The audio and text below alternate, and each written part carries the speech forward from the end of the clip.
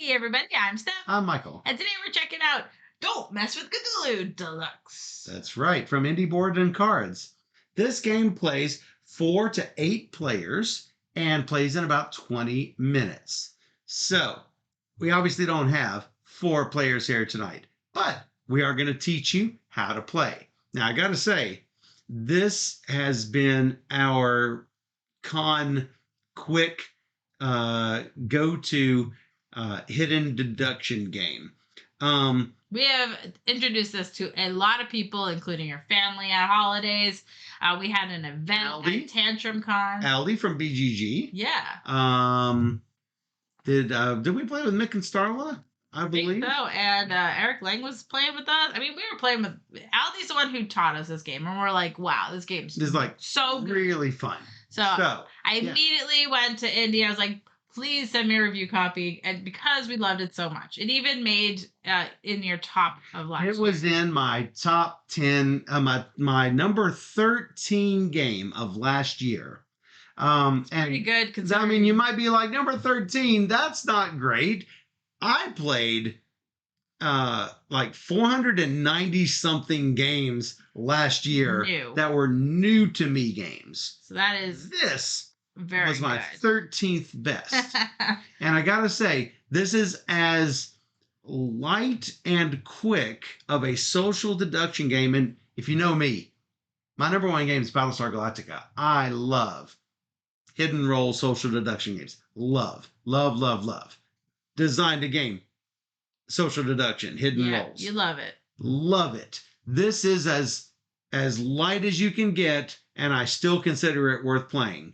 Coup, don't care for it. Resistance, don't care for it. Don't Mess with Cthulhu, love it. Love it. So, thanks to Indie Board and Cards for sending us this copy of Don't Mess with Cthulhu Deluxe Edition, but they didn't give it to us in exchange for this video. They gave it to us because they know we like to play all the games. Let's take a look and I'll show you how it plays.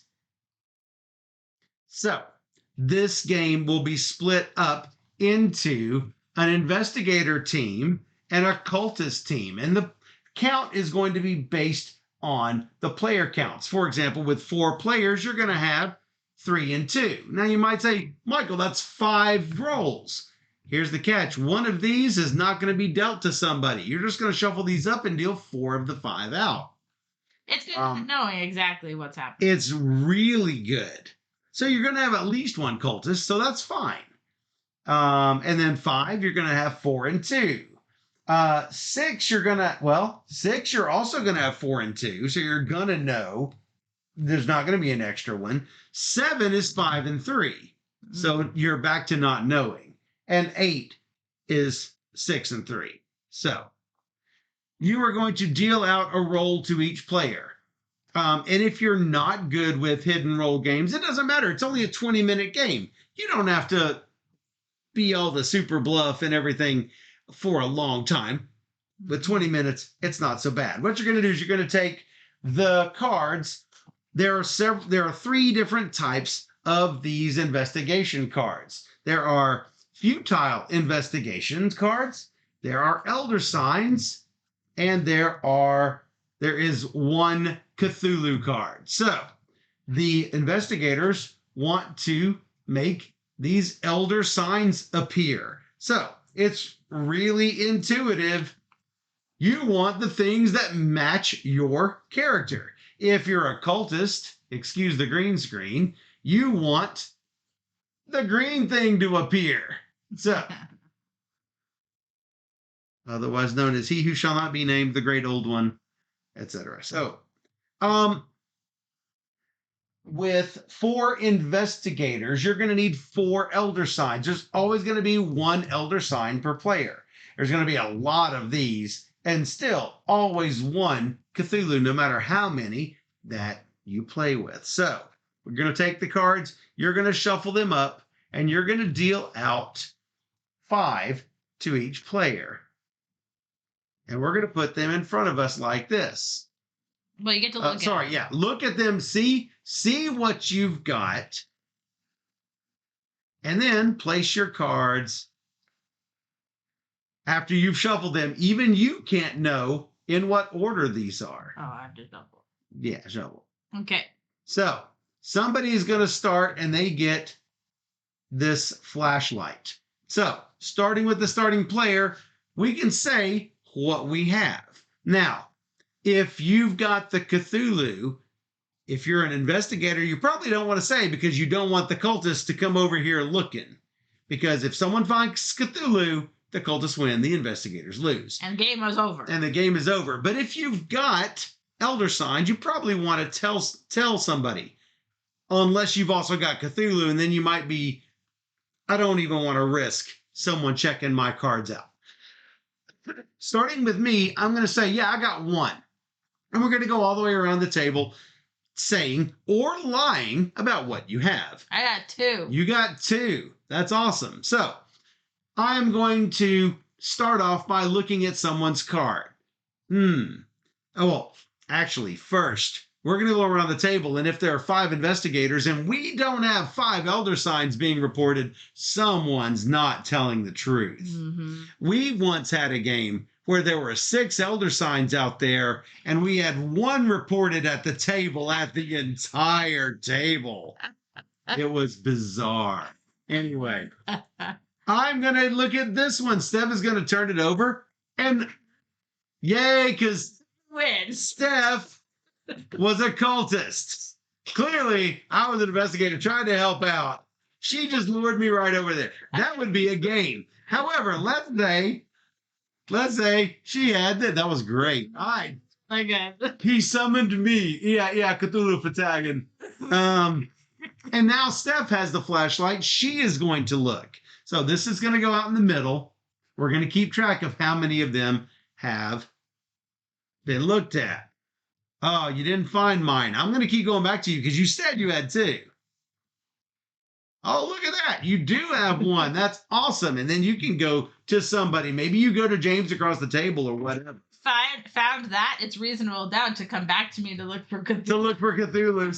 So if you're a cultist, you want to over-report a little bit. Of course. So what you're going to do is you are going to go back and forth until you have a number of cards revealed equal to player count.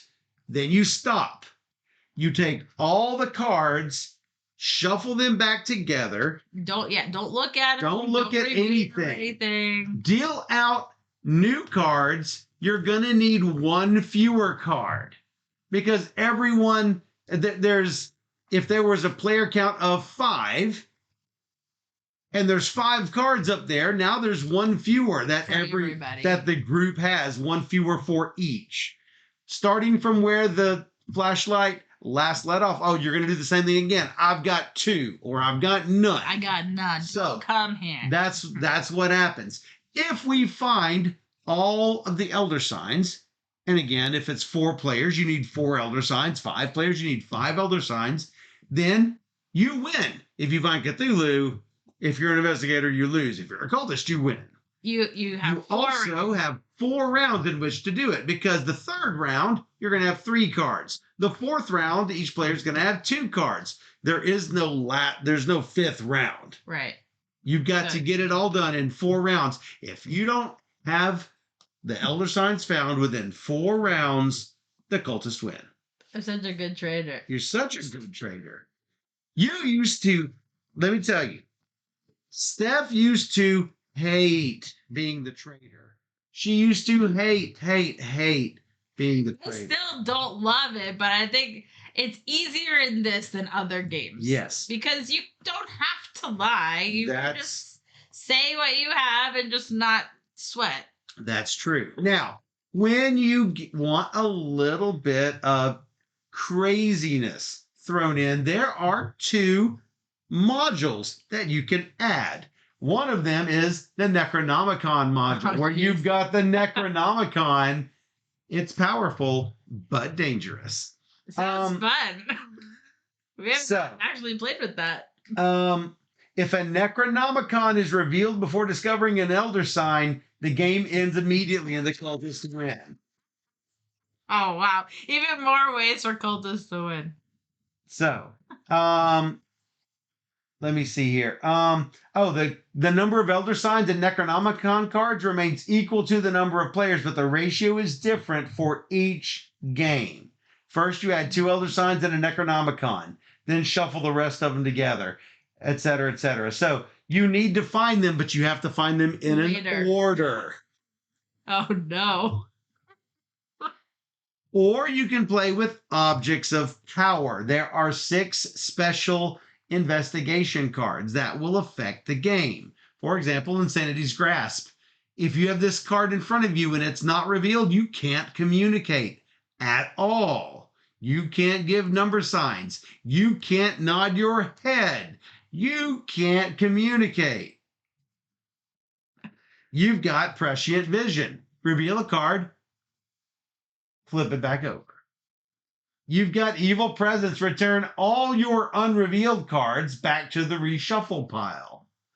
You've got Mirage. Return a previously discovered Elder Sign to the reshuffle pile. Ooh, that's bad. You've got Private Eye. Secretly reveal your role to the investigator. And finally, Paranoia. Control the flashlight for the rest of the round. I'm not giving it up. I'm just going to look everywhere. I have not played with the Necronomicon. I have played with the Objects of Power. It's all super fun. Yeah, that is fun. Highly recommend this game. You even got all these little tokens. It the games this year and last year. Because it's that fun. Yeah, because you can't just play once. Now, we usually don't replay a lot of games. This gets replay value in our house. Oh, for sure. So, yeah, I cannot recommend this game enough. Agreed. It's a lot of fun. Yeah. Said by someone who does not like hit and roll games. It's true. And trader games. Yes. I love them and love it. She does not love them and loves this. That's what I'm saying. It's great. Make sure to check it. Play it. This actually a little bit of trivia.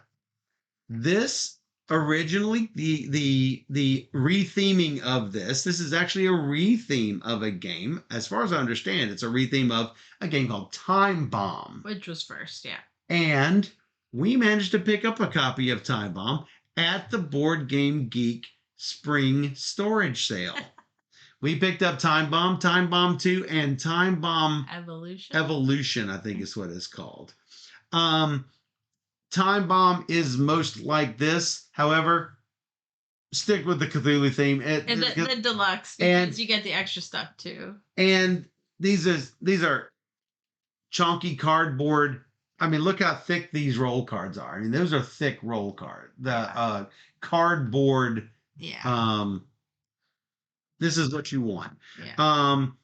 However, I enjoyed seeing where the inspiration for this came from. Yeah. And but yeah, be sure to check out Don't Mess with Cthulhu Deluxe.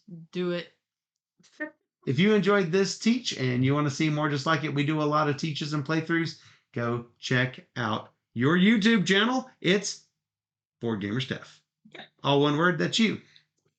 Or even better, you can join us live on twitch.tv/BoardGamerSteph, where we stream live every Wednesday and Sunday night at 5 p.m. Central, and we stream 3 games or more every single stream. So come join us on Twitch, where we play all the games. And for those on Twitch, we'll be right back.